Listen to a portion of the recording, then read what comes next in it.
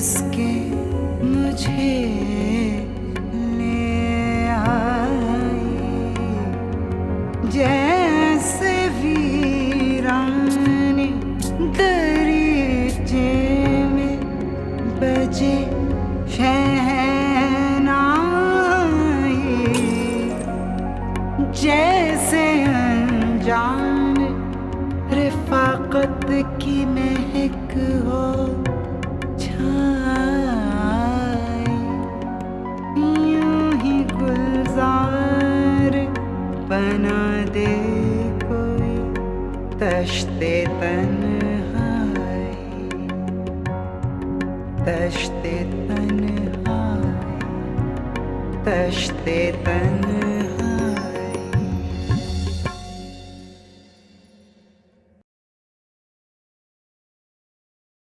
तश्ते तन्हाई, तश्ते तन्हाई।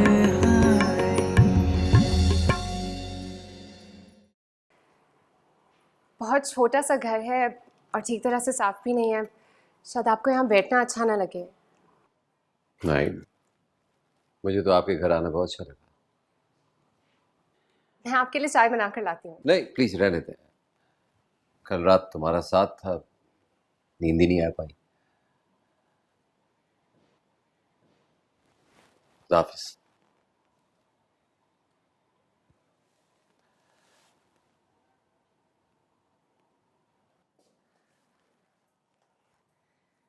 जुनेद,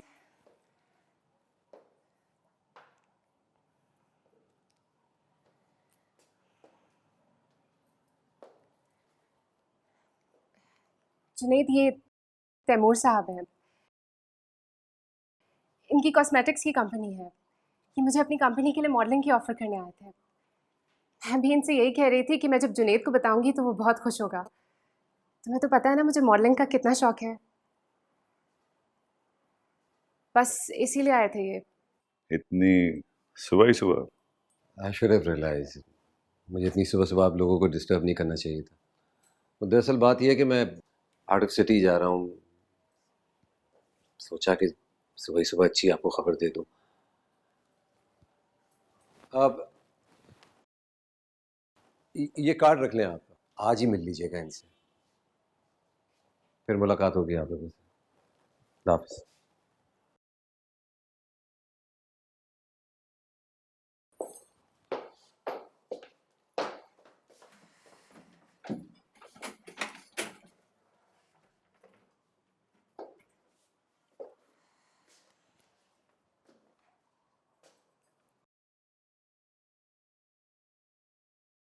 क्या हो गया जुनेद? पागल हो गया मैं, दिमाग खराब हो गया मेरा।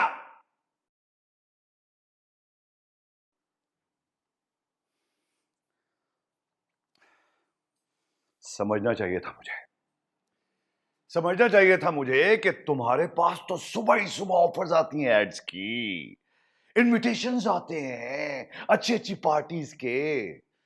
सोच भी नहीं सकता था मैं, कितना झूठ बोलेगी तुमसे मिशाल। देखो जुनेद, तुम गलत समझ रहे हो। मैंने कोई भी झूठ नहीं बोला है। जब मैंने तुमसे झूठ बोला था मैंने एक्सक्यूज तो कर लिया था। अब वो घर में आ गया तो क्या मैं उसे बाहर निकाल देती? मैं सिर्फ उसे एक मोहसिन समझती हूँ और कुछ भी नहीं। I don't believe you, I don't believe you. झूठ बोलती रही हो तो मुझसे, और पता नहीं कब से झूठ बोल रही हो तो मुझसे। मेरे बारे में ऐसा भी सोच सकते हो? I can not believe this. यकीन नहीं आ रहा है मुझे। यकीन तो मुझे भी नहीं आ रहा मिशाल कि तुम मेरे साथ ये कर सकती हो। Leave me alone please, leave me alone please, please.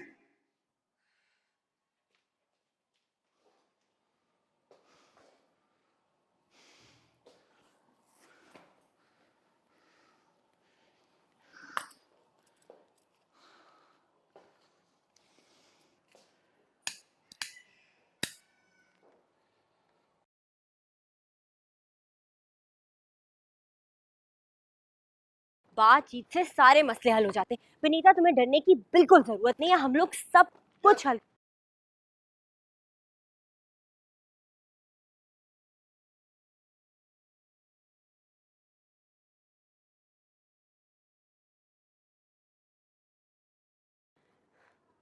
क्या चाहते हैं आप लोग? तू जानती है आप लोग ये गलत कर रहे हैं। ये आप लोगों का मामला ही नहीं है, ये बनीता का और उसके माँ बाप का मामला है और इन लोगों का मामला है। आप लोग आग से खेल रहे हैं। ज्यादा बक बक मत कर। आग से हम नहीं तुम लोग खेल रहे हो। लड़की को हमारे हवाले कर दो और इन लोग को ले जाओ। देख लक्ष्मण, तेरी हमारी कोई जाति दुश्मनी नहीं। तुम चुप रहो, तुमने दुश्मनी शुरू कर दी है। काका, ये मेरा जीवन है, इसका फैसला कोई और नहीं करेगा, मैं खुद करूंगी। बनीता अपनी जुबान बंद रख, हम फैसला कर चुके हैं। आप लोग विनीता को उसके माँ बाप से बात कर लेने दें, उसके बाद वो लोग जो भी फैसला करेंगे हम वही मानेंगे। ठीक है, इनके माता पिता को फैसला करने दो, फिर देखेंगे। और अगर विनीता के माता पिता ने इन लोगों के हक में फैसला किया तो फिर आप लोग मुझसे वादा करें कि आप इसको बख्श देंगे, इसको कुछ नहीं कहेंगे। फिर कैसे नहीं बोलेंगे, हमारी जात बिरादरी का मामला है। लेकिन आप लोग समझ क्यों नहीं रहे हैं? ये लड़की राजी है, इसका शौहर राजी है, और अगर इसके माँ बाप भी कुछ नहीं कहते, उनको कोई मसला नहीं है, तो फिर आप लोग होते कौन है कुछ कहने वाले? लक्ष्मी, अगर आज भी तेरी छोरी घर ना आई ना तो लक्ष्मण पंचायत बुला लेगा। हमारे घर के मामले में तुम्हारी बहन और उसका पति क्यों बोल रहे हैं? अरे बावली हो गई है तू क्या? इतना बड़ा मामला क्या छुपाया जा सकता था? और फिर श्याम और अशोक ने भी हमारे साथ कुछ अच्छा नहीं किया। जिस थाली में खाया उसी में छेद कर दिया। सारी जिंदगी जात पात की ऊंच नीच उन्होंने देखी कब है? अब लक्ष्मण ने खड़ी कर दी है। अरे शादी ब्याह के मौके ही पर तो ये चीजें देखी जाती हैं। धर्मलाल, तुम चाहो तो इस मामले में कोई नहीं बोलेगा। लक्ष्मी, तू क्या समझती है ये हमारे घर का झगड़ा है? ये हमारे धर्म का झगड़ा है। जानती है तू, मैं चुप हो गया तो क्या बिरादरी वाले भी चुप हो जाएंगे?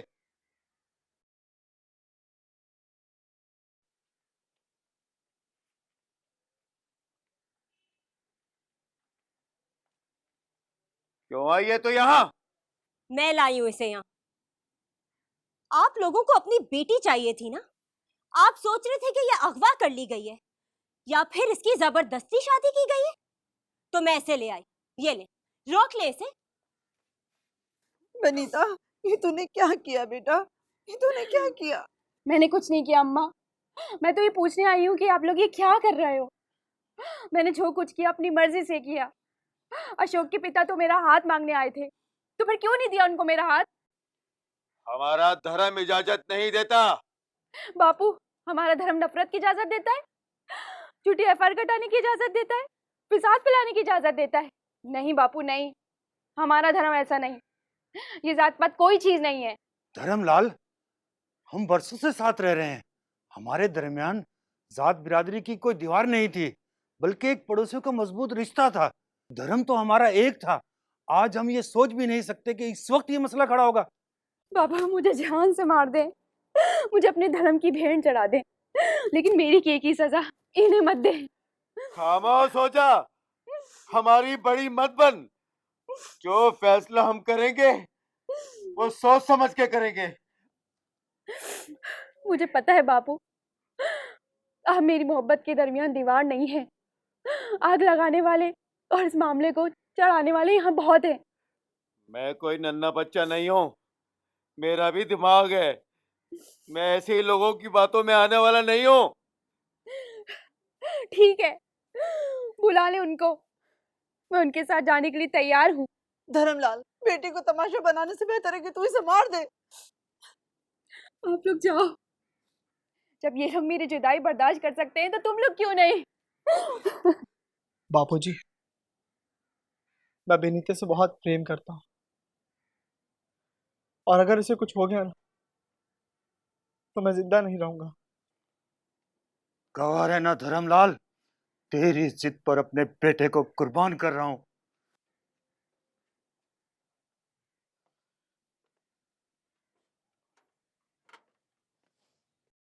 तश्ते तन्हाई, तश्ते तन्हाई।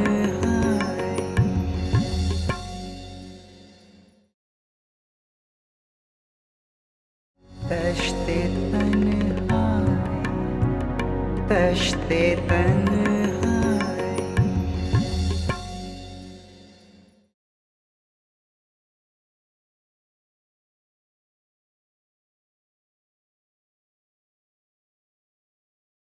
I don't believe you. I don't believe you. झूठ बोलती रही हो तो मुझसे, और पता नहीं कब से झूठ बोल रही हो तो मुझसे।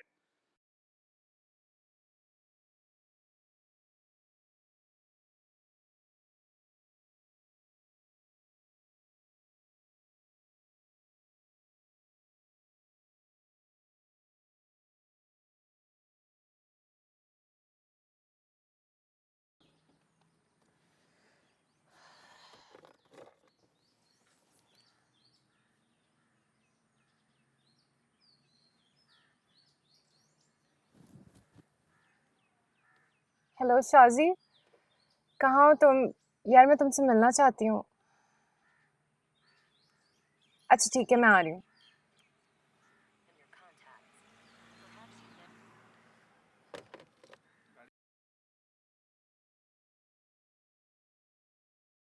शाहजी, ये तो बहुत गलत हो गया। अब उसका मियाँ उस बेचारी से लड़ेगा। तो क्या हो, मियाँ बीवी में तो लड़ाई होती है।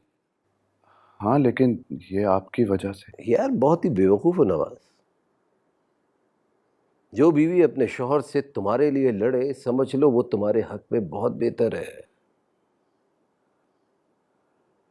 और मिशाल तो इतनी खूबसूरत है, इतनी कि उसे अपने हाथों का छाला भी बनाया जा सकता है।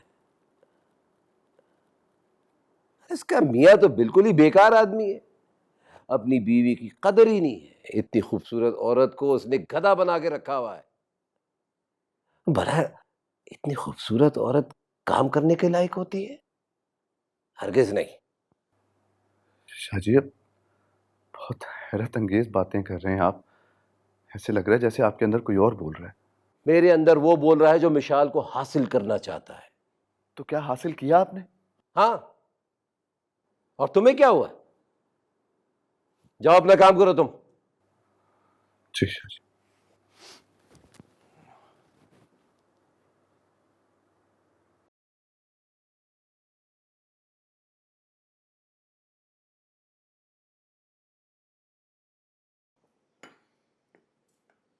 तुमने जुनैद से झूठ बोलकर अच्छा नहीं किया।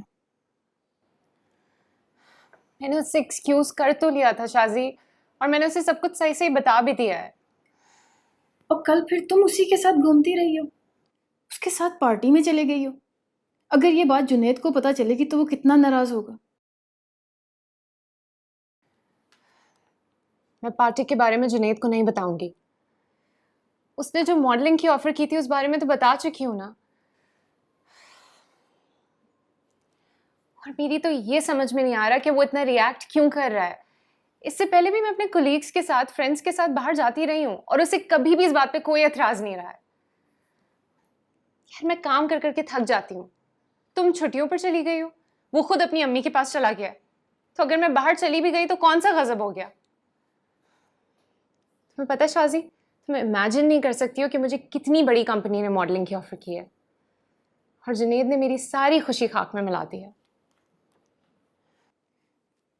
मिशाल, जुनैद तुमसे बहुत प्यार करता है, तुम्हारी खुशी के रास्ते में नहीं आएगा, लेकिन तुम भी अंधी मत बनो। शाजी तुम प्लीज उसे समझाओ, मैं ये मॉडलिंग की ऑफर नहीं छोड़ने वाली हूँ। अच्छा, I'll talk to him.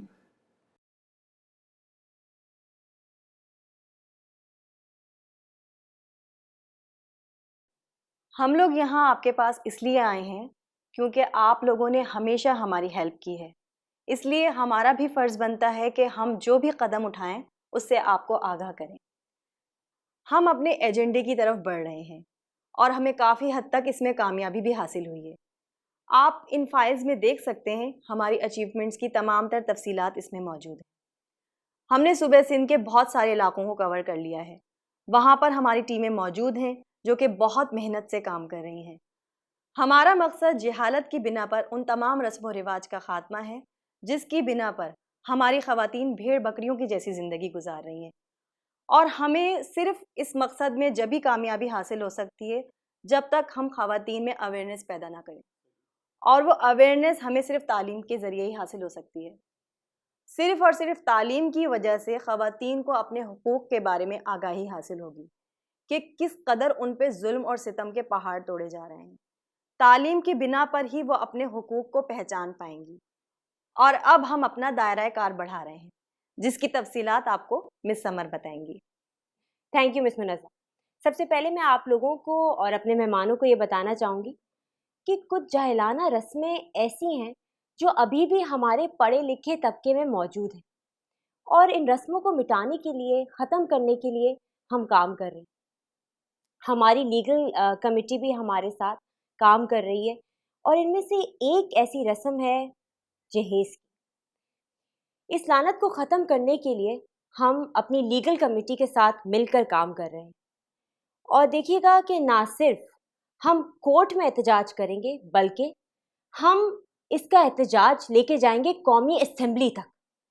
बहुत अच्छी बात है, आप कौमी असेंबली तक लेके जाएंगी। जिस तरह हम माजी में आपकी मदद करते रहे हैं, इसी तरह इस मरतबा भी हम आपकी पूरी भरपूर मदद करेंगे। Thank you very much. अब मैं आपको अपने अगले हदफ के बारे में बता रही हूँ, जो कि है तालीम। देखिए, यहाँ पे देखिएगा काइंडली जी, ये वो तमाम इलाके हैं जहाँ पे काफ़ी सर्वे करने के बाद हमने पॉइंट आउट किया है फौरी तवज्जो देना हमारी प्रायोरिटी है, और इस टीम को मैं खुद लीड करूँगी। जैसा आप थर के बारे में अभी बता रही थी, तो मैं थोड़ा सा ये पूछना चाहूँगा कि थर के बारे में आपकी प्रायोरिटीज़ हैं क्या? जी सर, तालीम और सेहत हमारे एजेंडे पे सबसे पहले हैं। यकीनन यही होनी चाहिए थी।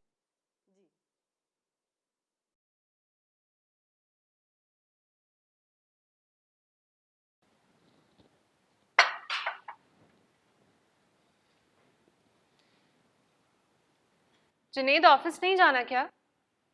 आ जाओ, नाश्ता कर लो। नहीं, मेरी तबीयत ठीक नहीं है आज। क्यों? तुमने रात का भी खाना नहीं खाया था। बाबा मैं थक गया हूँ। अच्छा, तो क्या ऑफिस नहीं जाओगे? और चला जाऊंगा। तुमको मुझसे ज्यादा मेरे ऑफिस की फिक्र रहती है।